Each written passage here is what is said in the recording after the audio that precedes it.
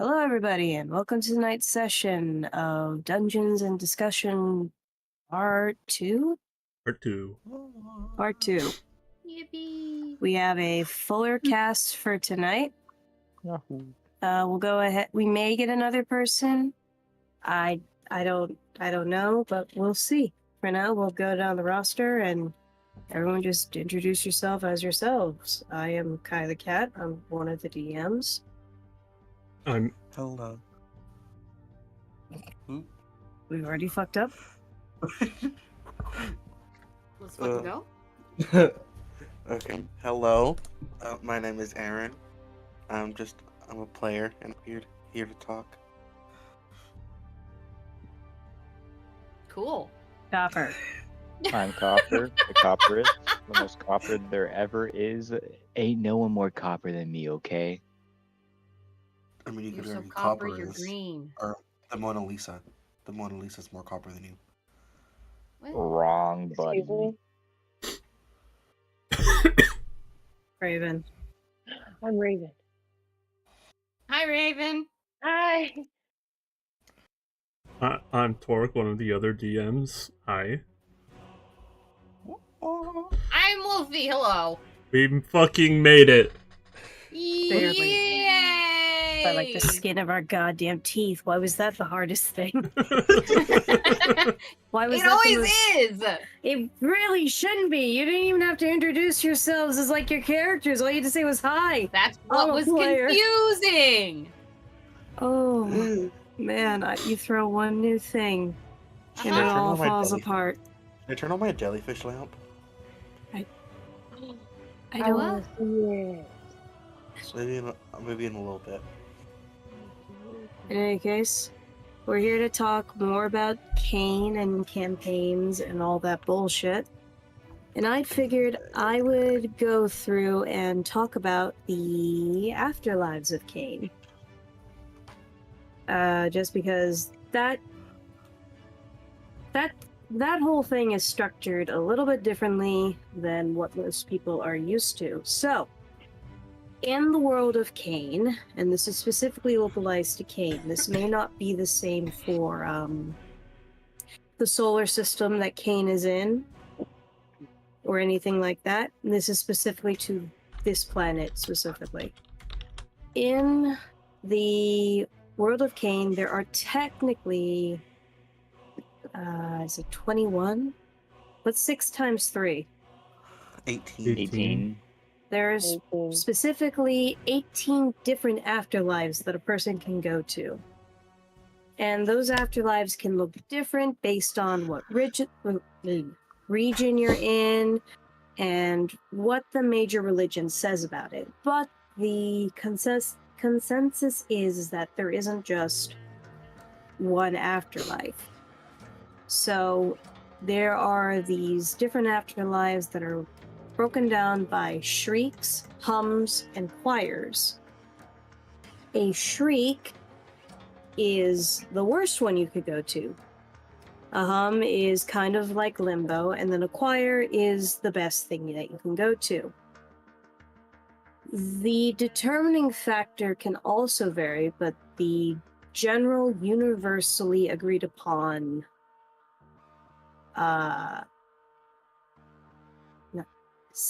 stipend thing is that so long as you live according to your virtue, which can be a little bit difficult, and do more harm than good, you'll go to a choir. If you live your life on a neutral ground and you kind of aren't the greatest person, but you're also not an absolute shithead, you go to a hum. And if you are the worst type of person, Ellie.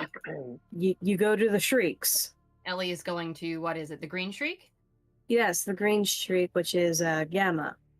Mm-hmm. So in Kane, everything is broken down by color in terms of the afterlives. And they all follow the rainbow, so red, orange, yellow, green, blue, and purple. That's what they generally fall under. And this is also why 666 is considered a holy number. It represents all the afterlives. So we'll start with the worst, which is Regis. Regis is for those who live their lives through rage, tyranny, and we're generally driven people. Some of the greatest tyrants and warmongers have gone to the Red Shrieks. Oh shit, it's the red streaks? Yes, Regis is the Red Shriek. It is a place that is most reminiscent of hell. Think lakes of fire, volcanoes, and ash covering the air. Any civilization you come across in Regis is typically destroyed or built like a prison. So Regis is it's basically hell. It's basically hell. It's basically the biblical Christian, hey yo, we all hate the... Well, I'm not going to say that. But yeah, that's where people who ruled with passion go. They go to this fiery place to kind of symbolize that. Then there's Ulman, which is the Orange Shriek, which is described as this great, vast, rolling desert where the sands are constantly shifting and revealing things. Sometimes they reveal giant civilizations, war grounds, spike pits, and sometimes they'll give you a little taste of the old world.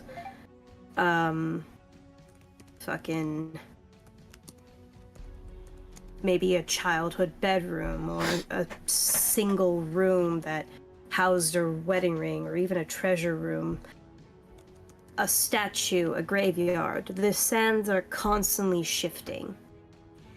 And it's a lot harder to find people or monsters. The monsters that live in Oman are generally hostile and hungry. You go to Oman if you were a charlatan, basically. If you were stealing from people and swindling the good people and all that jazz. You also go there if you are... How do I put this? Essentially, if you were a liar, like a chronic liar, and those lies hurt people. So that's Oman. Then there's Yugal, which is the Yellow Shriek. The Yellow Shriek is kind of like the surface of Venus. It's filled with these vents that spew noxious sulfurous gas, and they have pits of boiling acid. And there are some buildings there reminiscent of factories you'd find, that are constantly pumping out this awful sulfuric, poisonous chlorine gas. You cannot really breathe in Yugal. It is a very hostile place to live in. And the people who usually go here are those who are cowardly. And their cowardice is what cost others their lives or stuff like that. So if you were a whistleblower or something like that and you got a good chunk of people killed, this is where you would end up, boiling in these vats of acid, choking on the air. And most beings that live here tend to be blind and tend to be able to filter things through gills. So that's Yugal. Kinda sucks. Then there's Gamma, which is the Green Shriek. It's described as this dense jungle filled with poisonous plants and biting bramble and vines. And you can't really see the demons and monsters that live here because they've adapted in such a way where they're basically camouflaged to the environment. I'm talking giant walking spiders and chameleon demons that will swallow you whole. And the worst thing about the shrieks is that you cannot die, but you can feel every pain. If you are chopped down to just a finger, you still feel that pain until you revive. How many hours it is. Each shriek has their own clock. They don't run on the universal 38 hours of Cain. Each one has their own clock. Some of them are longer than others. For example, in fucking Ugal, a day is typically 5 hours. The days are extreme. Whereas in, say, Penumbra, a day could be 48 to 72 hours. The days are far longer. But we'll get to Penumbra in a minute. Gamma is where you go if you were stealing things. If you stole things and you stole them out of greed, this is where people twisted with greed and envy go, who live their lives in unkind ways and were generally shitheads, which is why Ellie's going there. Yeah. Yeah. She's not a good person. Never has been. Yeah. Then there is Belfort, which is described as this giant electrified ocean with chunks of ice floating through it. And oftentimes you are dragged to the bottom by demons, and you can see their giant city underwater, powered by the electrical currents of the great ocean. But it's a vast ocean. And people who generally go here are those who were... What's the opposite of integrity? I want to say spineless for this. Let me look up antonyms of integrity.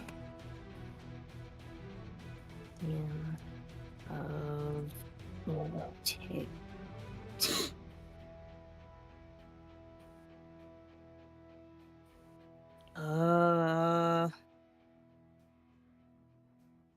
Can you tell me? Google, please. Please, Google. Doesn't have one. So, I don't have all these filled out yet, so you have to forgive me. But it's basically people who were... Hi, Lady J.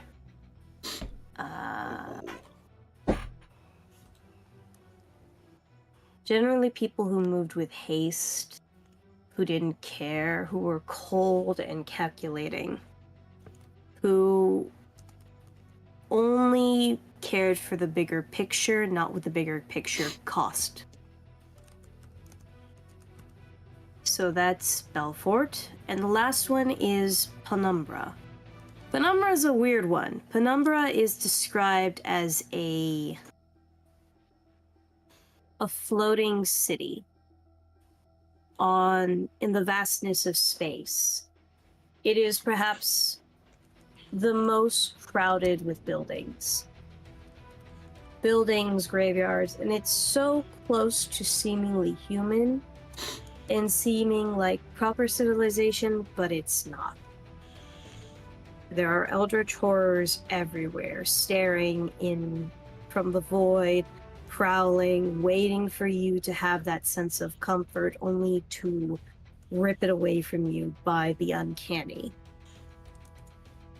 Penumbra is a place where those who were driven for knowledge went, corrupted by the need to know and the need to have that power, because knowledge is power.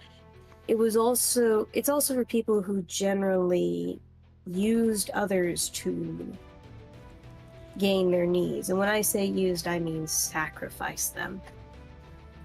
Maybe making contracts with devils and such. Penumbra is a place where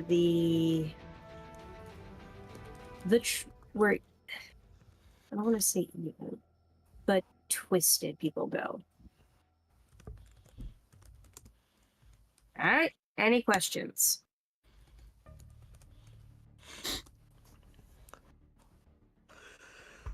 No, my fingers hurt for typing so fast, but I got it all down. Nice. It's only Yeah, gonna I get don't- worse. Don't, Aaron, can I introduce you to something? I know there's such a thing called VODs, but I don't want No, to. no, no. Is There's it- VODs that you can watch at slower speed. I know there's VODs, I just don't want to use them. I'd rather do it in the moment than go back and look at them. That's You're fair. insane. Yes, I agree. Well, I guess you have a we'll go question, on. Raven? You have a question, Raven? Because I heard you try to say something. No, I'm just joking. Okay. Well, we'll move on to the hums. What time are we at? Are we making great time? We're at 16 I minutes. apologize if you guys hear clicking. I have Insane Aquarium Deluxe playing in the background. If you guys don't know what that is, you are too young. Well, That will be. anyways, we'll move on to the hums. The hums all generally look the same. All of them. Yeah? They'll have a few sparse differences, but all of them follow the same thing. They are all basically, honestly, like vintage coloring, if that makes sense. Yes. They're all very Like sepia tone. yeah, sepia tone colors of what their counterparts are. Because again, this is the place between the choir and the shrieks. For people who weren't quite good enough to get into a choir, and then people who weren't quite good enough to get in, who weren't quite asshole enough to get into the shrieks. So the hums. Yes.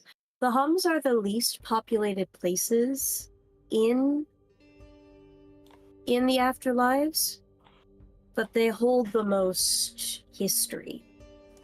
Okay. So the hum for red is Ilun. Generally, if you go here, you'll find it almost looks like a basalt mine. Just these Okay. small towers that spew out smoke every once in a while. And here's the weird thing about the hums. They don't look the same for everybody. They're almost personalized. They're meant to teach you something, so you can go to one place or the other. And people can spend literal centuries wandering through a hum, reliving past moments of their lives that were critical to their virtue and character, but it doesn't really mean a whole lot if you don't put the pieces together. Okay. So people who live in a loom were people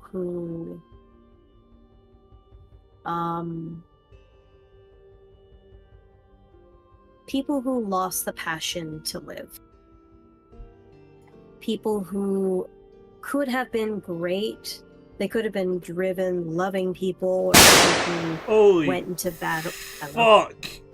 No, Kirby Bang. Hi, Kirby. Damn. I haven't heard Hi, that in a Kirby. while. That hurt my ears. This is the lore dump stream. Basically, Lord up for the afterlife, so buckle up, Buttercup. So, these are people who missed opportunities because they weren't courageous enough to go for it. And while they may have lived simple lives, they didn't live by their virtue. They lost the spark for their life. They didn't do that thing they loved or hated. They didn't chase anything, so they'll find bits and pieces of it. A compass in a locked box, and if they can't open it, they just move on. Because that's the thing about the hums. Why do you want to shoot me, Kirby? That's the thing about the hums is if you don't have the virtue, you could be stuck there forever. So if you don't have curiosity for the fucking- purple hum, you just will never leave because you weren't curious enough. to do good or bad. My ears You'll are live ringing. moments like that. Purple is curiosity. Purple is curiosity. People who have purple virtues or fall under that category are those who are curious, those who want to understand why the world works. They seek knowledge, they crave it, they need to know, and that drives them. It drives them to question things like, well, why does the law say this? Or why does magic work like this? These are people who were the scholars of life, those who were quizzitive. Mm. Those are what people who represent that color. And colors can often blend.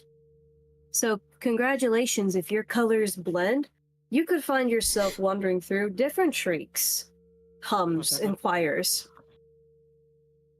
Interesting. Yeah, So Glamsoul might have gone to a purple afterlife if they didn't become a god, most likely. basically. They represent their virtue hardcore. They wanted knowledge for the people. They are a very benevolent god, even though the gods can't be benevolent. They And have to be indifferent. They have to be indifferent. And we'll get to those in a bit. I have a feeling we won't spend a whole lot of time. Generally, everything that I'm going over is like fucking Cliff Notes for the afterlives. This is Cliff Note version. I'm not going to tell you what cities live there, what you can find in there, because that requires you to have knowledge of it. Most people are not going to have knowledge of it because you actually have to go there or talk to somebody who lives there. And if you're talking to somebody who lives there, you've got issues. Yeah. Yeah, especially with Ball. Oh You yeah, don't wanna no. talk to Ball. I'm sure Hadriel doesn't want to fucking talk to Ball. It's not going No. to stop Ball. Anyways, the orange hum is rumen. Rumen is described to be almost like an oceanless beach. Just lots of sand that isn't very, like, soft or coarse. Various textures of it. You could find, but it's basically a waterless ocean, so there's also these great canyons. Great empty canyons that you can just accidentally fall in. You can still kill yourself in this dimension, by the way, but you'll just come back. Yeah. And here, the fog isn't quite as dense. Everything about the hums is covered in fogs, except for here. This one has like an almost eternal wind that blows just hard enough that it can sting your eyes, but not hard enough to blind you. Okay. So it's generally not a great place, but this is for people who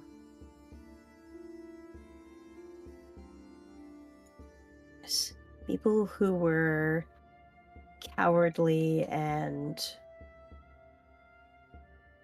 live safely and didn't really display any bravery or anger. They just kind of lived and never lived up to their fullest potential. So there aren't a whole lot of people here, but they did just enough bad in their life to end up here. Then there is... Ivaldra. Ivaldra is... It's built like a ghost town. A ghost town that was hit by a nuke. So there's things that are slightly melted and distorted, warped by a balefire that has long since been gone. And these are people who didn't uphold their laws and virtues. People who swindled the law, either for good or bad, but mostly just didn't do a whole lot. It's hard to talk about the hums because they are, exactly as the name suggests, a quiet, almost meaningless sound. It's not as loud and piercing as a shriek or as unified and Boisterous. boisterous as a choir. They're just a quiet little sound, a footnote, a reminder, and places that people don't generally remember. And that is why there's a lot of history in the hums. You can find people from the third, second, and first world still wandering there. They've been there so long that they've forgotten. Because that's the scariest thing about the hums, too, is that eventually you'll just forget. You'll forget who you are, and then you'll become the monsters that roam in these places. Never truly hostile, but never truly benevolent. They physically change you and warp you into what's called a husk. And husks can come in many different shapes and forms. They often look like the monsters that you can find in a shriek or in a choir, but off, muted, less dramatic, less impressionable. Just a little footnote, and something that you can catch wandering at the very edge of your vision. Outside of the window of a building you're scavenging, or at the very top of a crag that you can just barely make out, and you almost confuse for a person. Like when you walk into a coat because you think it's a person. Yeah. So, hums don't really have a lot to them. They're places that you're supposed to learn. And there are beings watching you, waiting for you to make moves, to finally have that moment that turns your soul from one way or the other. Because your soul will catch a very hefty price.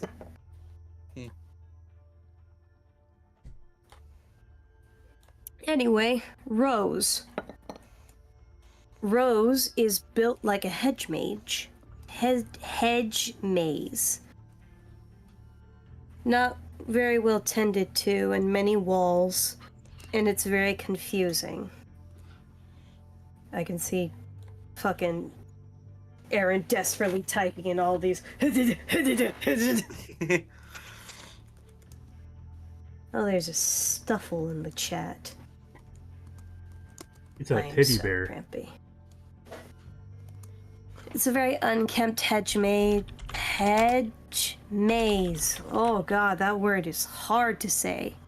With tall walls, and you can go through the walls. If you dig at it, you'll get cut up in the process. But it's for those who weren't quite kind enough and also not quite greedy enough. Plain and simple. Belfort? Or not Belfort. Louvre.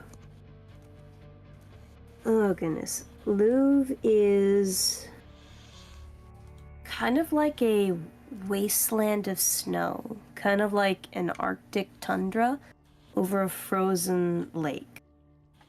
So you can see bits of civilization through the ice, faces of loved ones, and sometimes you'll fall through the ice and it'll initiate a challenge. But generally it's just frozen ice water. And then Umbra. Umbra is surprisingly built like a forest with a lot of abandoned buildings, all covered in thick black bramble, with various oddities, but nothing very interesting. So, that's all the hums. Simplest places. Lastly are the choirs. Aaron, you've deleted the choir. No, I didn't. You deleted... Oh, I see. You've done a synopsis. Yes. You've done Are a you synopsis. Are you using my notes to read them off now? Yeah, because I don't know where I put mine. Whatever. Why are you surprised? I just realized because I was too busy typing. I just realized. It's fine. The motherfucking ass is in here? Yes. Hello. Hi. Continue on. Yes. For those on Twitch, there's a community Google Docs for all of us players and DMs. With all the notes in it, and Aaron's by far added like 90% of the stuff to those notes. Mhm. Yeah. Aaron is basically our scribe. Yeah. Court is in Any session. case. The court scribe is over there, and they're wearing cat ears. Basically. I don't wear cat ears. Alright, so the choirs are very simple places. They are essentially just lighter versions of the shrieks. They are places that you want to go, and they reflect it very, you know. They have civilization, but in the same sense that the shrieks and the hum have civilizations. A little bit more concentrated, and everything is colored in pastels, watercolor dreams, and all that. Oh, goodness. So there's Delta. Delta is, Delta's almost tropical feeling. Bright red palm trees, rivers flowing with fish, abundance, and the people here are generally very driven and prideful, but in the best kind of ways. These are the people who died for their nations because they loved them. They loved war, but for all the right reasons. They loved people in general. They were determined people. And their cities reflect that. These very...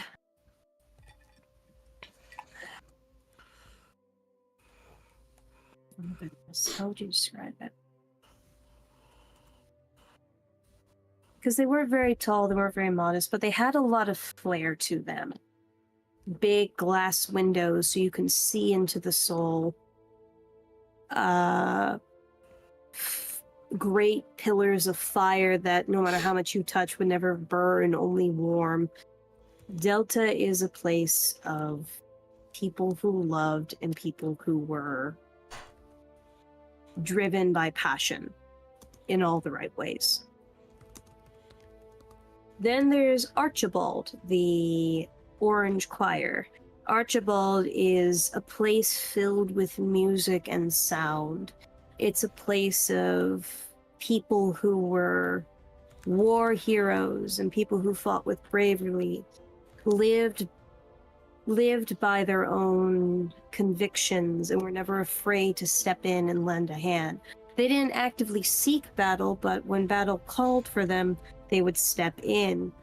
When people needed their help, they would step in, and they weren't afraid to live for themselves, going exploring places. These were for the brave.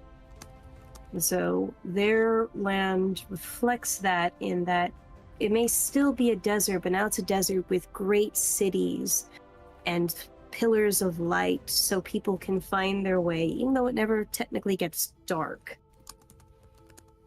And shining stars. Then there's Luke's. Luke's is almost like a city built in the clouds. Very airy. This is where people who were just and bright, balls of sunshine, and there's literally suns in this place that once again are bright but never burning, and they are beautiful. And the cities there are made from cloud matter and mist, and there's marble pillaring with yellow gold laced about in the foundations. Very, very bright, sing-songy people. Eternia is the home of the Green Choir. Here, nature is free. This is people who live their lives through kindness, who cared for others. This is often where you're going to find your doctors and nurses, people who gave their lives tending to the sick or helping the community, people who lived by just absolute kindness. And there are animals roaming free, and the jungle may be a little wild, but it's not wild enough to hurt you. It's a very beautiful place, very, very nature. Then there's Lu, which is a surprisingly cold place. It is a place where those who lived with patience and integrity, those who quietly sat by and assisted, who were always observant, but never really acting in a way that was forward. These were your planners and those who did the small things in life that mattered the most. So their place is actually cold. It's a winter wonderland with igloos and buildings made of ice. And yet there's still warm flowing rivers and streams cutting through it that people build homes on and ride through the currents. Always quiet. Then there is Rix, which is an odd place because it looks almost like a mirror of Penumbra. Great clock towers and churches with books flying about. And the eldritch horrors are still eldritch but familiar, understanding, because even though they are strange to any outsider, people generally look at them and try and be curious about them, understand them, write about them. Rix is one of those places where where's it slated? It's filled with knowledge, because that's where the knowledgeable people went. So, that was the afterlives. Basically, there are a few others that fall out, but you would actually have to make rolls to see if you could find them and understand them. Because the afterlives are closer than people want to admit. Like a little bit too close to the physical and living plane. Because tieflings and Aasimars can come from them. And let me also remind you that tieflings and Aasimars also are not restricted to choirs or shrieks. You can find choir tieflings as much as you can find shriek Aasimars. The problem is, one's generally going to be friendlier than the other. So, any questions? Are you all awake? I'm always awake. I'm awake. I was muted, so yes, I do have a question. What shriek did Shale's family come from? Or what afterlife, I should say? You're gonna roll history, and I'm gonna roll history for Shale. Because that's an interesting question, but that is also very steeped in his lore. God, you're so smart. It's almost like you should write a story or something. Huh? You know, write a book, create a world. It takes a lot of time. Well, hey, we've got plenty of time, and currently Aaron is writing down a majority of it. Alright, /R. You do be panicking writing.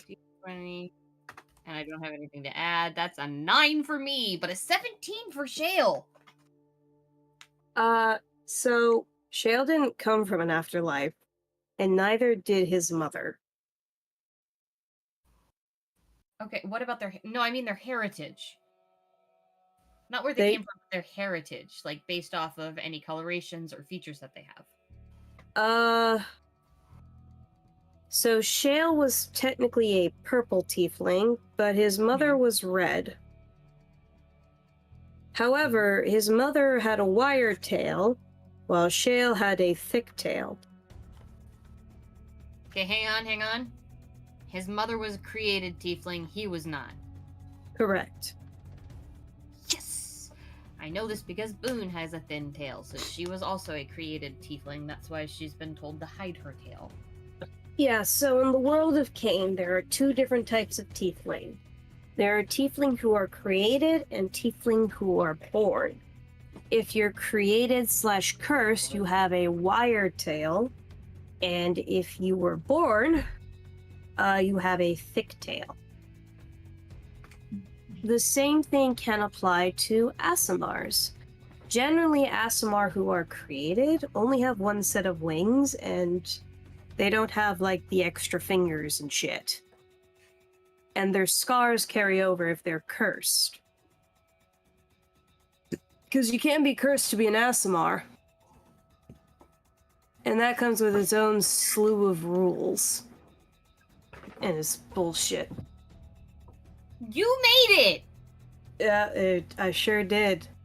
Anyway. And then born Aasimar can look one of two ways. They can look like biblically accurate angels, or close to it, or they look like uncanny valley humanoids, having extra fingers, extra eyes. Maybe they have double joints in their legs, so they move like a raptor rather than a human. So they generally look rather monstrous, because angels themselves can sometimes look really fucked up. So their offspring can reflect that in the same sense where demons can too. I can't just give one pretty privilege over the other. Somebody has to balance it out. And that is my solution to that. Okay. So, any other questions on the afterlives? Before I go into their politics. I was about to say, would you be willing to tell us where all of us would have ended up before we lost our memory? I mean, one of you knows where you're going. I mean, Well, I know he where knows Ellie's you- going, That's me. Wait, That's me. wait, I'm wait, going wait. to hell. Two of you knows where you're going. but like Boone and Hadriel and Oh, from our main gee. cast. Yeah. I know I'm going. Taurine. Like, where would Taurine go? So if Taurine hadn't done a stupid and made a pact with the one really damned girl in the area, Hey, listen. Are you talking about me? Yes. Taurine No, probably it- would you- have. Yeah. Taurine probably would have gone to Delta. Taurine was generally a very driven person, and her heart has always been in the right place. She has acted with the frontal lobe, not the back lobe. It's always been action, action, action. It Yeah. is not my fault you did that, okay? Not Owen's fault. It was your choice. Augustine probably would have ended up in... Oh, goodness. Where would you have ended up? Probably would have ended up in Umbra. You were neither super good or super bad. You were very devout, Yeah. but devotion doesn't get you to acquire. Not automatically. Because here's the thing about it. Gods cannot pull favors. Well, they kinda can, but really they shouldn't unless you're one of their, like, champions or favorites. They can put their 2 cents in to try and balance those scales for when the Reapers come for you, but that comes with the risk of them being punished. And they can't make the exception for every single soul. Yeah. Otherwise, they'd be getting the shit whipped out of them, and or they would lose their titles. So then when it comes to, like, doing all this and trying to make up for, like, the, what is it, Hey, 800 something? Raven, what microphone are Yeah. you using? My bad, it's right against my throat. Can you hear me better? No. No. Oh, No? Oh, damn. What happened? I don't know. The sound didn't even change. It changed to a different mic. I don't know why we changed to a different mic. How about now? Nope. Nope. What the hell? Give me a second. Oh, man. It's not a stream without technical difficulties. It's not a. Woo! day And she's without gone. technical difficulties. No, her Oh. PNG tour is gonna be broken! Oh my god. Whoa! No! No! Yeah. No! No.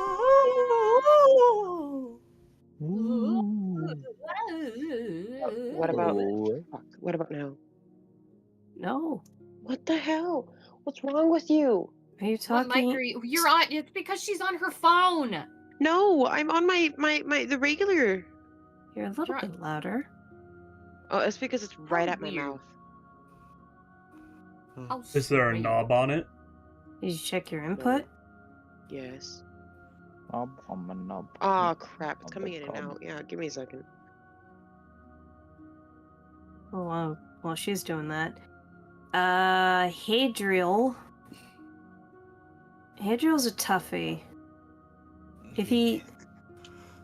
I honestly think Hadriel would have ended up in, either Illum or in, Evaldra. Because he still carries too much guilt about what happened to his family, and it's actively holding him back. He's not living to his truest virtue, or at least he didn't, for his own Okay. plot reasons. But it's a little push, and he'd probably end up in Archibald. It's typically where all the bards end up. So what you're saying is if we want to see a play, go to Archibald. Yeah, that's where some of the greatest musicians have ever gone. They were very creative people. Who the fuck else? I mean, assuming Skylar, but we don't know enough about her for that to be revealed. Can't tell you shit about Skylar. Anyway. Dang. We'll ask the What about question again Owen? later. I mean, she has a person in Wait, hold up. Raven. Rumen. Yeah. Is it still the same? We're probably just gonna have to boost you up on our end. I'm just gonna Yeah, kill. you're fine for me. Okay. It is what it is. Yeah. Alright. As for Astrid, if my memory serves correct,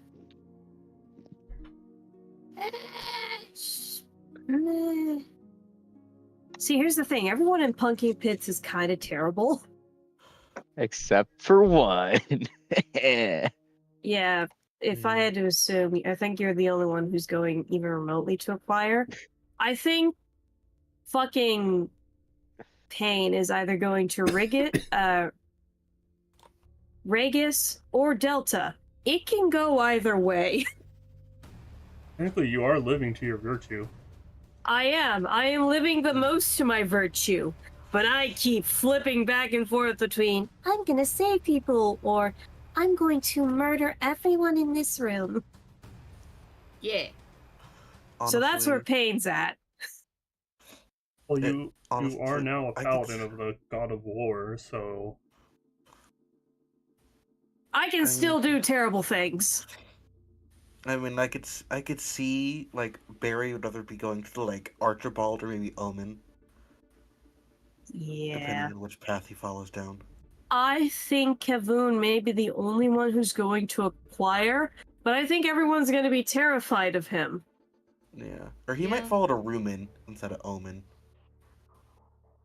What about Honestly. Boone? Technically, Danica's wouldn't, like, even if Danica could go to acquire, Danica would not go to acquire. You can go to... Danica's Well- a job. Huh? A Reaper. As a job in the afterlife. Yeah, that doesn't mean you still can't die. Yeah. Even death can can still- die. Yeah, even death can die. Yeah. I mean, it's gonna be very hard to kill the Queen of Finalenzio, but they could. You did, well, if Roll you kill religion. a god, hang on, no, I know this. If you kill a god, you become that god. Yeah. That too, but roll religion. Okay, Also, but- where does Boone go? Oh, Ben's going to fucking Eternia, hands down. You had an awful life, but you have lived to your virtue. Which one You is have- Eternia again? the It's Green, Choir. Oh. And You've where is lived Owen to your- going? hell. Wait, Super hell. well, I guess what will happen to her if she succeeds in her mission? Then technically she would go to Elu. Let's pull up. Which character am I pulling this stat from? I do have another question. Yeah, I'll do Augustine. 'cause why not? Augustine. What is Okay, your question? religion. Are those the only afterlives, or can people choose their afterlives? Like, is there also like an afterlife where if you choose to just be completely done with life, that there is a place where like a void, basically, that you can go to stream. and just cease to exist? You can't really choose to go there. You have to be like kind of, you know, Really, really, really, really bad. you have to be done. And to be done, it can't just be your current self who's done. It has to be all of your past lives who are done. Mm-hmm. Then Yeah. you return to what is commonly referred to as the stream. So in Kane, there is a system. You can't, and it follows the same system of like matter. You can't destroy life, but you also can't create it. Mm-hmm. Every life comes from the stream, and every life will go back to the stream. So this is how I explain stuff like disintegration, which can actually delete your soul. Oh. You die, but your soul returns to the stream. And bits and pieces of the past will come back to weave a new body, but there's a chance that you just become a fresh new soul, just completely deleted. No past lives, no nothing. Just fresh of baby like- fetus. Kind of like Buddhism, if I remember right. Where they go to the nirvana. Yes. I don't remember. Hang on, give me a second. I do know what you're talking about. I remember this in There is seventh. It's been too long since I've taken a Buddhism class. A natural 20. I will Wasn't wait that last year? to try and remember it. I can't answer that question. That question requires a 30. Well then. Hell So yeah. basically saying I couldn't have gotten it. Here's You the could, thing. if you have the right buffs. I think only DJ knows the knowledge of which I speak of. Dude, you get your at. Okay. I think DJ is the only one who knows of the knowledge which I can speak of. And you're writing it Oh, down, wow. right? So you don't forget it? Oh, I remember it because it's a really big plot point. It could theoretically put the entire campaign into perspective. Okay. It's bad. So I have to get really lucky to get that. So what I'm information. hearing is that all of us need to take at least one level in Bard and just give all of the Bardic inspiration to one person. You have that question. Mm. You We just do. haven't decided what you're gonna burn it on. You all have to collectively agree on asking one question. And one question alone. And I have to answer as truthfully as possible. Isn't that like, wasn't that always almost a year ago or something like that? It's been almost a year and a almost half. 2 years ago. Oh, damn. Sorry, It's Kyle. been a while. Let's go. What was the very? Actually, no, I think it has been 2 years. It has been Well- 2 years. We can discuss that. That's funny. Everybody is here whenever that may be, or we'll discuss it in the offline chat. It was March 23, so that was it's 2 months away, or 1.5 months away from being 2 years. Anyways, the politics of the afterlives. Those follow very different things than... here's the thing. So, every afterlife is ruled by either a singular figurehead or an entire council. But once a soul leaves the living plane, it's all fair game. those are the afterlife people who rule them are actually gods. And They're just not part of the main 14, right? they are not. And they also don't follow the same rules because they live by such extreme virtues. They are basically the purest virtues that exist in those areas. So They're like the embodiment of that specific virtue. basically, so the guy who rules Rigus, that's a determined son bitch. That's an angry motherfucker. That is a really angry bitch. Yeah, you mentioned stuff about the ruler of Rigus. I have it written down here. And the problem with that is that well, they don't play by the same rules. Once you die, your soul can be forfeit. And as much as the Reapers would like to keep it under control, trades do happen. So even if you end up in one shriek, somebody can buy you? Basically, your souls have antiquated value that can go in the positive or negative. For instance, Un is very in the negative, and that's a great thing to some people, not to her. So what that will mean is that she can be tortured for many, many centuries, or if they break her, a demon can essentially just buy her soul and work on turning her into a demon. And what would that mean to me? And I remember breaking. They are quite literally breaking your soul, right? Yep. Breaking it, then reforging it. You're basically being reborn in hell. That sounds awesome. Okay. What would it take for that to happen to Ellie? Would she be able to willingly do this? You can't willingly. Well, if you willingly do it, that means you have to go out of your way and try and kill one of the archfiends. And depending on who you kill, you can inherit their title and their power. Damn. Oh, good. It's quite difficult. Uh-huh. It's only been done about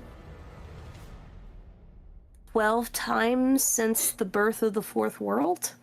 Wolfie, that sounded a bit suspicious to me. Oh, no, don't worry. Ellie's probably not going to do it unless she has a chance to.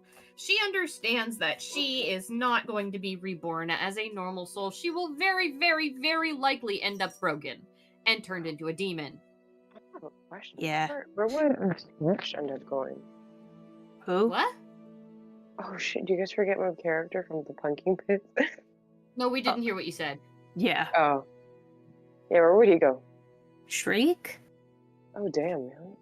No, that was his name. Wasn't it Shriek or Screech? Screech. Okay. Probably a hum. He wasn't very noteworthy. Oh, fine. He didn't do a lot of terrible things, but he also didn't do a lot of good things. Yeah. I hate to tell you this, but the hum is where depressed people go. Oh, okay, cool. Is that where I'd go in real life? Where would we all go in real life, Kai? I'm not answering that because it's only going to make you either sad or happy. Oh, are you worried for both? Yes. Tell me. In any case, the politics of the afterlives are very much different. Choir people try and get people from shrieks, but it can be hard. Like if they were towing that line between a hum and a choir, people from the choir may slip in and try and lead them, but they can't have too much say because they'll appear differently to those in a hum. Meanwhile, if a choir soul finds its way into a shriek, that choir soul only has about a day, 2 day of protection before something comes and ganks their ass. Meanwhile, a shriek soul that ends up in a choir, if they can stay in there for as many days as there are letters in that choir, they get to stay. They have the lowest privilege and they may get reincarnated right out the bat, but they can't stay. Fascinating. So you're telling me somehow Ellie can go to a choir? Yeah, but it's real hard. For every letter that's in the names of these places is how many layers there are to that place. And each Fascinating. place spans the fucking diameter of Cain. So Yeah. even if your bitch ass ended up in Rick's, that's still 3 Cains you have to traverse and find the tears in between to get to the next place. Think of it's basically backrooms logic. Okay. It's hard. The afterlives are not as stable as people like to think, but generally, with how many demons and shit are running around, it's still pretty hard to get from place to place without being escorted or understanding the fundamentals of what makes up the afterlives. And that can take literal lifetimes to understand. Where'd I You're go? really good at this. Huh? You're really good at Yeah. making all of this stuff up. Like, this is incredible. It is.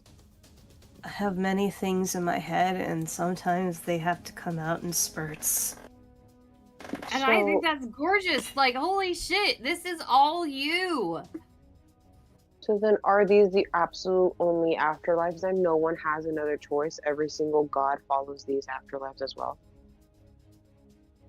It's not that the gods follow them, it's just the fundamentals of the world, but there are other places you can end up. Here's my question: what came first, the afterlives or the gods? Roll religion. Roll prophecy. No. In fact, everyone roll religion. Oh, crap. Hold on. Even me? Yes, you. Give me a Copper, second. you stay in that corner. Fail.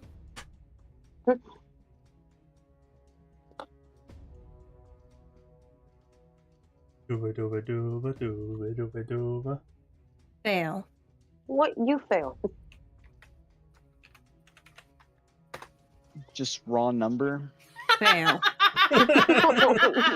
Copper, use Danica's.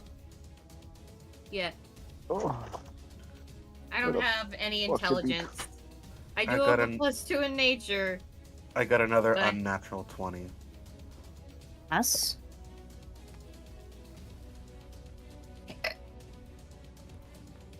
Wait. Hold on. I'm waiting on you, Copper. Yeah, I gotta fucking open the You- folder shit. You can use Frank.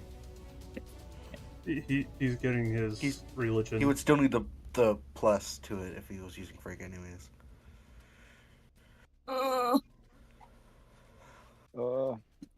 I can tell you right now, it is a 10. Fail. Plus what? Plus what? I do not know yet. Unless you have like a +6, I don't think you're even gonna get close to it. Probably not. Yeah, okay, so you all fail, so I can't tell you. I thought Aaron I did. Not Aaron passed. Is it another 30? It is a group collective. Oh. You all had to collectively pass or fail. Can I Got find it. the other We did 100? not. That means 3 of us had to pass. That's what usually Got means. it. We did not. This is religion. Yes. 17. Pass. Barely, but pass. You still all not fail. enough. Yeah, I it's go- still not fucking not enough. Am I the only one who passed? No, No, you're all Oh, Aaron Aaron passed. passed. 'Cause if we had one more person to pass, it would have done it, but I don't know if this is worth burning inspiration on. it might I don't be. have any inspiration. You not have any Ah. inspiration. You Owen don't should give have it a out. fuck- Owen should have a fuck ton of inspiration. I am not Oon. One has a bunch. Yes, thank you. You can use them. I forget when I do. Use it now. Yeah. Oh, you guys are telling me to use it right now? Oh. Yeah. can. Yeah. Okay, give me a second. Hold So that means you re-roll. on. Yes, I'll use one. You need to use. I know. You need to make a 17. Watch it be a 1, guys. I'm gonna kill Hey! myself. Damn. Natural 20. Yay! I guess Frank wants us to know the knowledge. Thank you, Frank. I'll leave you an offering later. No offerings to Frank. Oh, you're right Brand now. Raven. Okay, give me a second. Okay, so the question is, what came first, the gods or the afterlives? Yep. Neither. When the third world ended, that's when the afterlives, as you know it, split. There used to only be 3, and 2 of them went to war.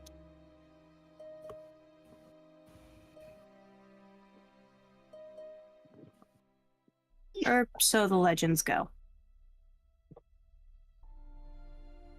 By that math, does that mean there was only one afterlife in the first world? Ooh. That is far beyond your knowledge. That is, because here's the thing. The Where's further Kevin when back you need you him? go, the less information you have. Kevun may not even know. Because the first world was said to only be... Right, I guess we're gonna go down your fucking... the creation myth. Let me pull up my other notes. What the hell is it?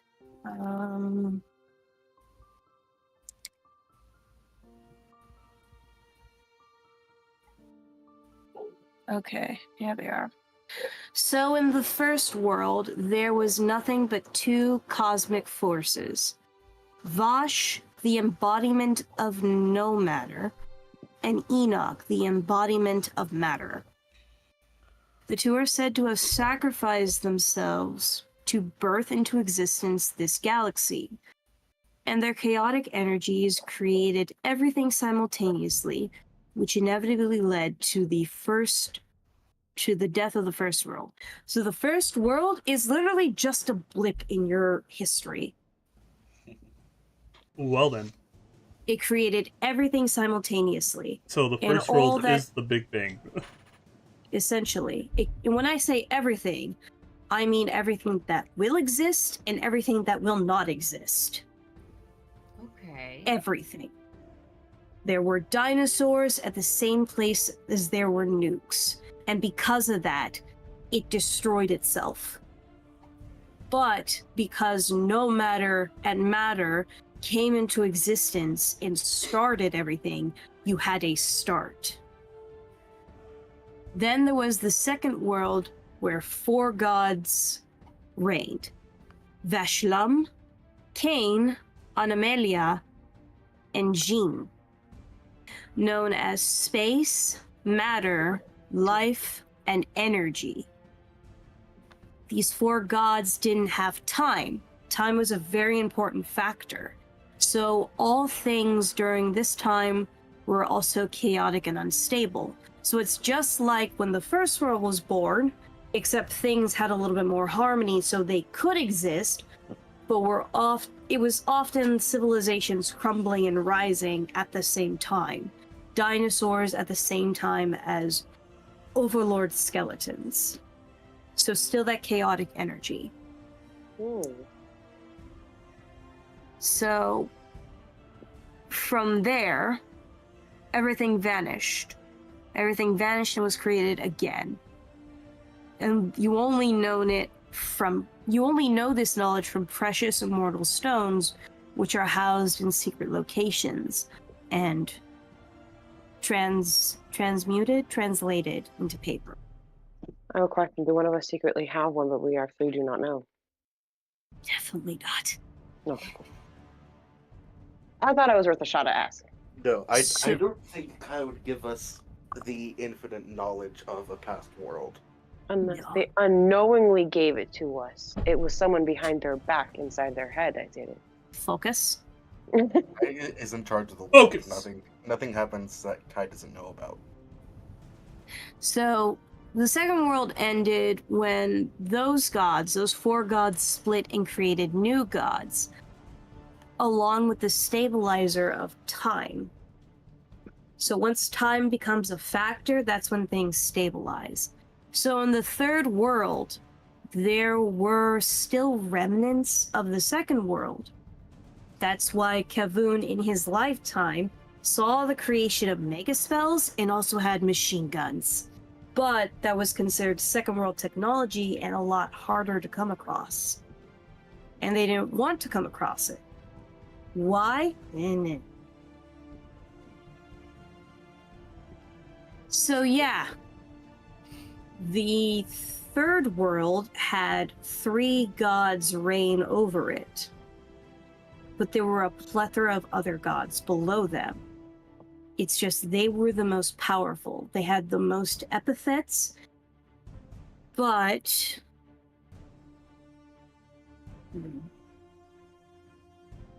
See, this is where it might be getting spoiler territory. Let's ask Frank. Frank, how much do I tell them? Yeah, because now this is the stuff we know. Now it's just tell us how much we can know, but what we don't know. Dooba dooba dooba dooba dooba dooba. So, in the third world, there were 3 gods that were represented by the 3 precious metals and the 3 celestial bodies. There was the god of gold, the god of silver, and the god of copper. The golden god was said to embody the sun, the silver god was said to embody the moon, and the copper god was said to embody Cain. The first god, which was known as the Golden Majesty, was responsible for the light, the life, and the good in the world. Healing magic, fire, that sort of thing. The second god was known for the darknesses of the world. Forbidden spells, the night, monsters, and Bane. And they were known as the Silver Queen. Then the last god was known as the Brass King. And he embodied everything on the earth. People, civilizations, agriculture, advancement. And those 3 gods theoretically lived in harmony. And then something happened where one god was killed, one god vanished, and another god faded from existence. But nobody can agree on what happened.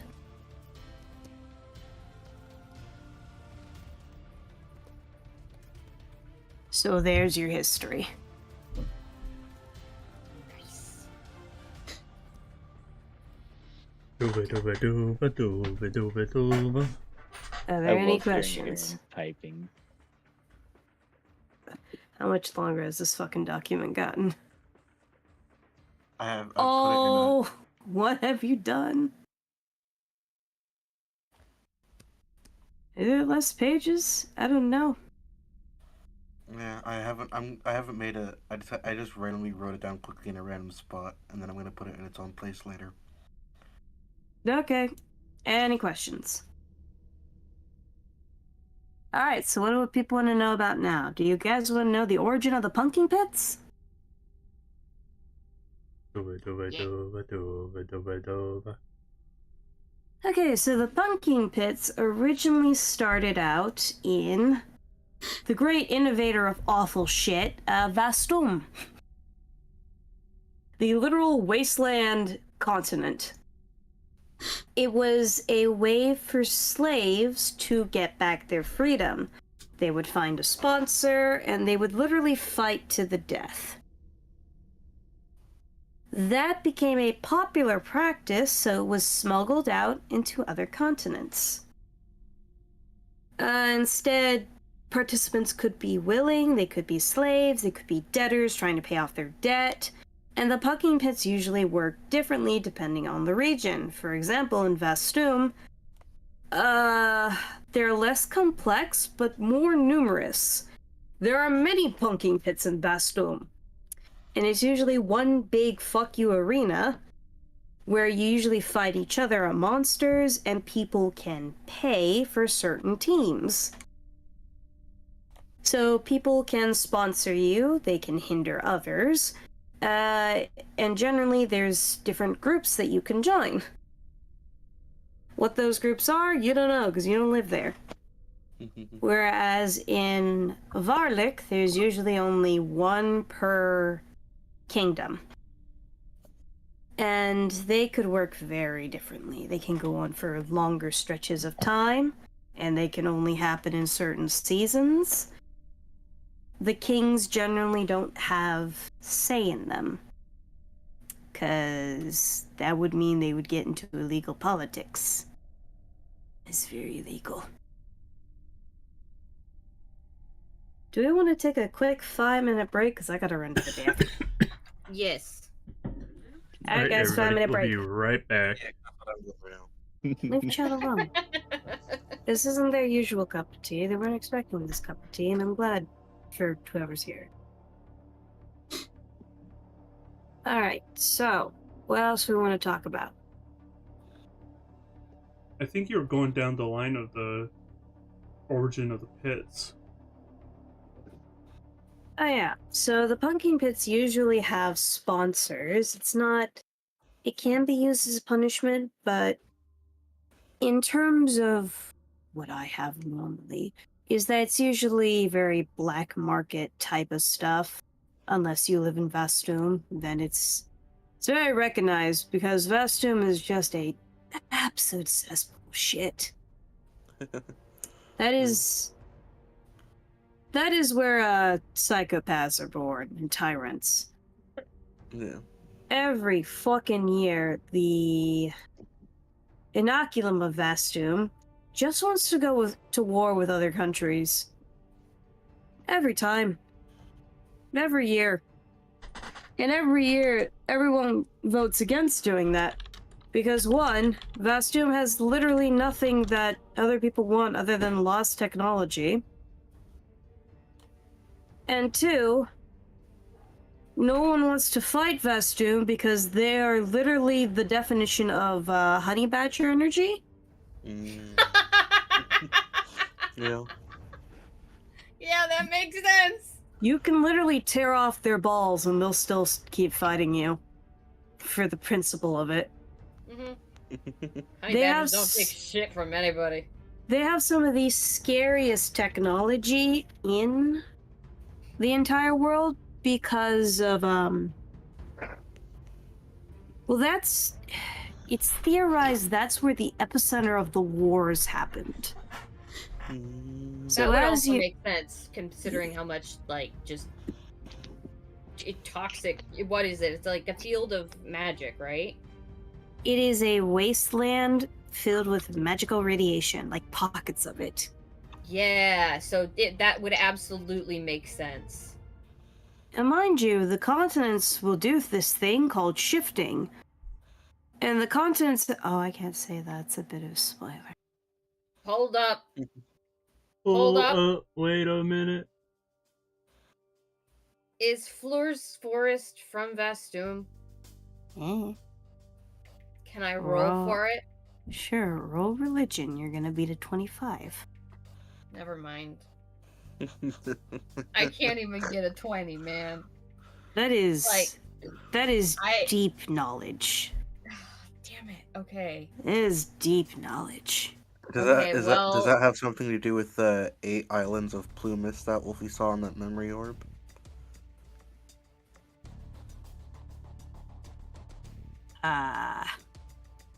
Hey, Aaron, would you do me a favor and write down my question for Kai? Well, Because What- I what- will do this again. roll collective history. Oh shit, really? Which Because one? that one's a very important question. And I'm going to make 3 Oh. rolls. Oh, Oh, I Slash thought this R. was for my question, but yes, we 3d20. can definitely still do this. Okay, I need a 2, a 16, and a 1. Huh? Well, So I you rolled fail. exactly a 16. Do I need to You do this pass. too? This is collective, so Yeah. yes. Oh yeah, sorry. 1 sec. So you need to roll a 2, a 16, or a 1. You fail. You fail. That was a nat History. 20. Yeah, Some but it checks- doesn't count. Yeah, some checks just don't count. Like, nat 20 doesn't always have to be critical. Yeah, I need a mean- 2, a 16, and a 1. Technically, I failed. got a 2. I rolled a You We two. only have a will- total of 3 inspirations, right? Yes. Okay, cool. I We only have 2. don't have a very good chance at this, so. That's Oh no, no, I'm someone not getting- wasting it. Yeah. Alright. Yeah. Yeah, There's yeah, been yeah, 7 yeah. islands. I don't know what you're talking about. There was a hole there. Guys, drunk, Yeah. guys. I'm surprised I remembered that. I am Actually- too. That's why I went very quiet.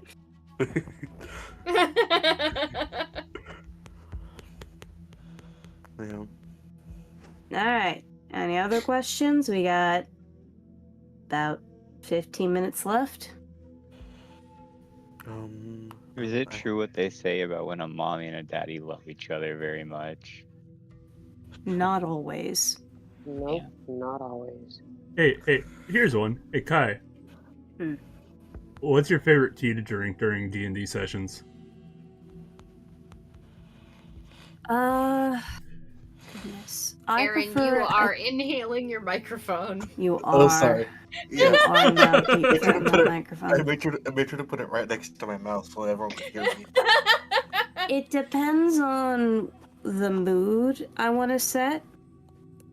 Typically, I drink a tea called Sunset in Seattle, which you can get from Seattle's Spice Market.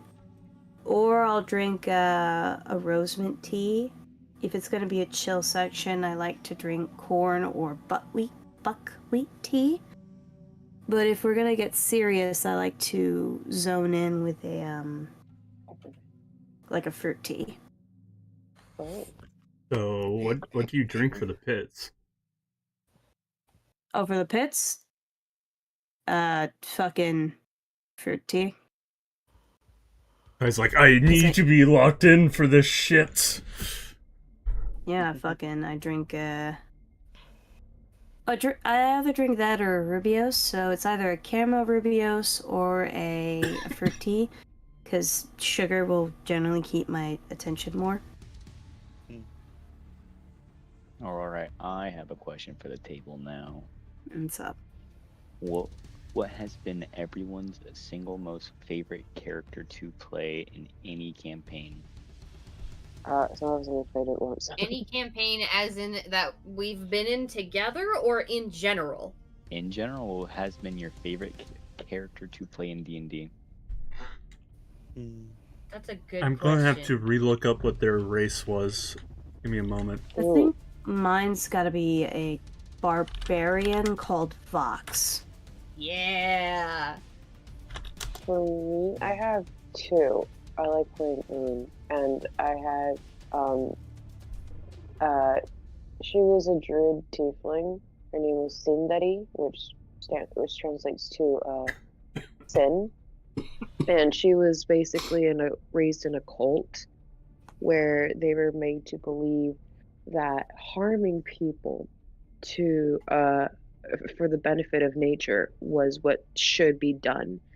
So she has a lot of like murders that she has committed, and there's one that really shook her and like kind of snapped her out of it. So she's like a ex-cult almost leader because she was very devout to it, and then she found her deity while just walking the forest, and she's trying to get better. Mhm. I think Very my interesting. favorite character was a rogue sorcerer multi-class that had a kender as its race. Mhm. Do you guys know what a Kender? kender is? Isn't that one of them No. thief races? It yes and no. They're kleptomaniacs by their entire race is. They don't intend to steal. It's just, oh, your stuff ended up in my hand. That sounds more like someone with antisocial personality disorder. Like, you know what? You're leaving this in the open. I'm just gonna take it because I find it interesting. See, but Kender will do that without thinking about the item. Yeah. Does that make sense? Like Okay. literally, their hands will just wander, and items will Kleptomaniac. end up in their pouch. Oh my god, where did all this gold come from? Like the wizard would be like, "What the fuck happened to my spell book?" And then I'll go open my pouch and go, "Oh, I have it." Yeah. That's so funny. Whoops, I did it again. But the So entire I purpose for them have- being in the party was they're in the middle of their wandering years, because Kender have a period of time where they just have wanderlust, and they just go off in search of adventure. Mm. Where is I it? Wolfie. Son. So I have a son. His name is Philoprotus. Mhm. Phil, or Philip for short. He is a Theros-born Minotaur. He is a fiendish pack warlock, and in this universe, where is it? Yes, his patron, the otherworldly patron, is the Slaughter Sage, a greater demon. Nice. He's a manipulative little shit, but because he has a beautiful cow face, like he's got like the most beautiful cow face you can imagine, like the gorgeous big eyelashes, bright eyes, perfectly combed and soft and silky fur. He can get away with shit because he's really good at pretending to be just an absolute baby. And what happened was, during that campaign, I was traveling with an NPC group because I was just joining for a one shot, and the NPC was known to the main cast. The NPC tried to push my character off onto their group, and it ended up going like this. Well, laddie, I think you should go find some friends of your own. And that's what she told me. So I responded with, I thought you were my friend. And then it went back. She tried to push it off. I don't remember what happened next, but basically it just got worse and worse and worse. However, every time he started to cry, he could snap back in an instant. So you're a sociopath.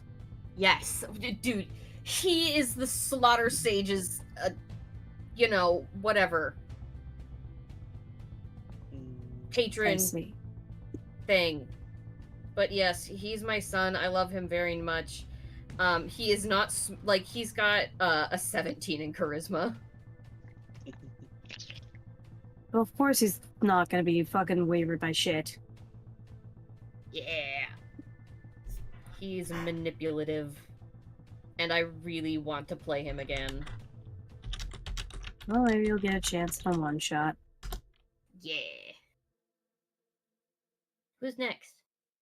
I don't know. Does anyone have any other questions? Question about gods? Question about Flumis? Question about NPCs?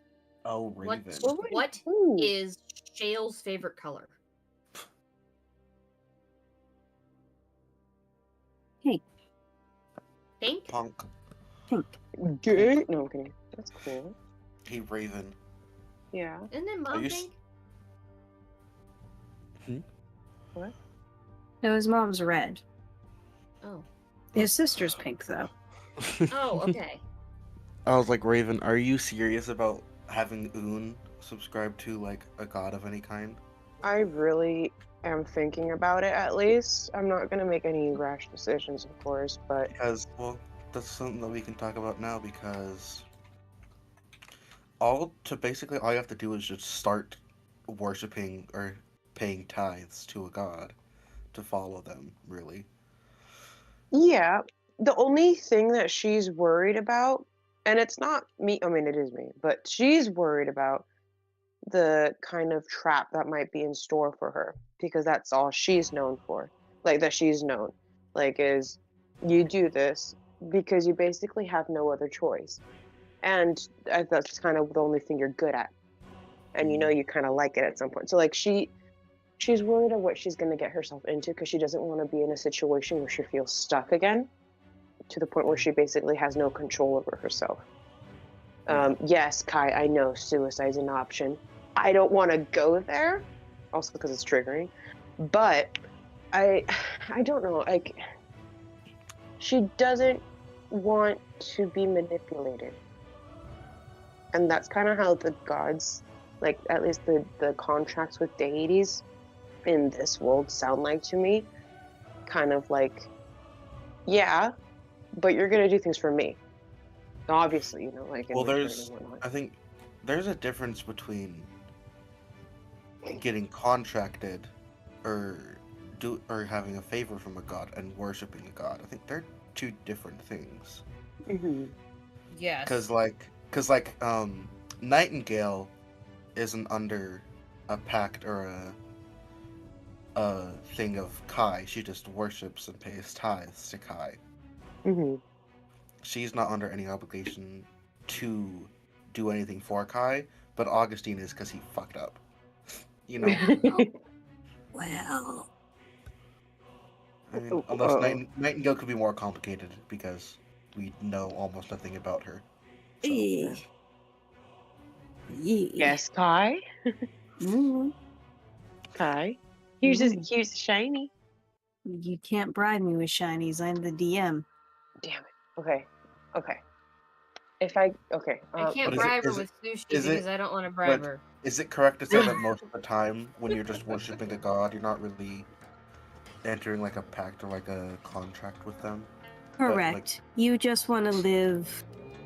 If certain gods fulfill certain needs for you, you'll generally pay tithe and worship. So, if you are a particularly creative individual, you may be like, hey, bless me with more creativity. Or thank you for the creativity you brought to my life, and you'll leave like a fucking pen for Kai. Okay. Or you may have missed a major battle and you may say, thank you, Punk, for sparing me from this war. Or thank you to Vega for protecting me from the night creatures and granting me restful sleep. Or you may go to Vega if you're an insomniac and you need rest. What about for Un, who, at least from what I know, her only skill is betting people and torture? Yeah, the bed and behead. I mean, you can go to Oh my you God. can go to them. Gods of them is a god of love, sex, gender, bonds, and stuff like that, or Punk, But which is the god of war. Depends. Do you want to I don't change or do you want to know stay the she same? if that would she fall wants under to Punk's change, agenda. but it's kind of Aaron. hard to. Torque, Huh? what the fuck are you saying? Sorry, I was talking to Aaron about the beheading. What'd you say? We just didn't hear what you said. Yeah. I said I don't think assassination falls under Punk's domain. I mean, true. I mean, Gurman, savagery, No, Or like more I like- don't want, but or yeah, at true. least she wants to stay away from it. Of course, there's still a part of her that kind of. There's like, you know, like how you described Kai, her left hand sometimes twitches with like, you know, she like twitches with excitement because she whenever she sees like her opportunity to like maybe cause some damage because that's what she's used to. And And so, like, Gurman is your best fit. she doesn't want to do that anymore though. She just wants to heal. No. What do you mean no? You haven't done anything that says you want to heal. You've done Not at things all. that hasn't? say you? No. No. Okay, hold on. She wants to heal. Yeah, she hasn't done things because she hasn't had the chance, or at least she doesn't think she's had the chance to do it. But she doesn't want to be this. She doesn't want to be known for that. At least she doesn't think that. She's like conflicted. Then you have to make that change.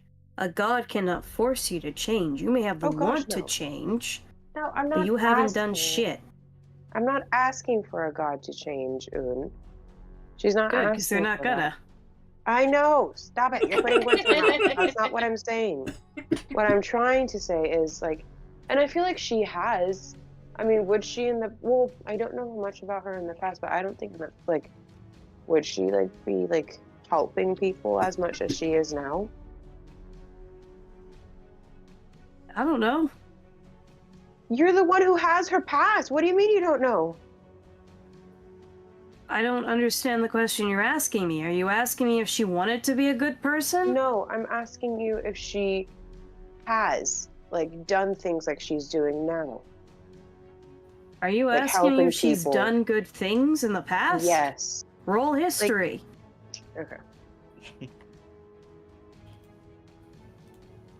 Communication to your audience. It's important. As a DM, I can't be like, fucking, I don't know. You're asking a question that doesn't have an I answer. thought my question was straightforward. I sometimes do that. How do you Well, keep Hey! doing that? well, Frank is like, give him the info. Are you doing /R D20? Yeah, Yes. Are you do? you can read it right Yeah. there. Yeah. She's done several. She's just got the good D20s. Yeah, Frank just likes her. Are you making offerings in your off time, not in the chat? They may or may not have a Twix. Okay, so yes, there have been several instances where you went against your mother's word or you ignored an order to spare people.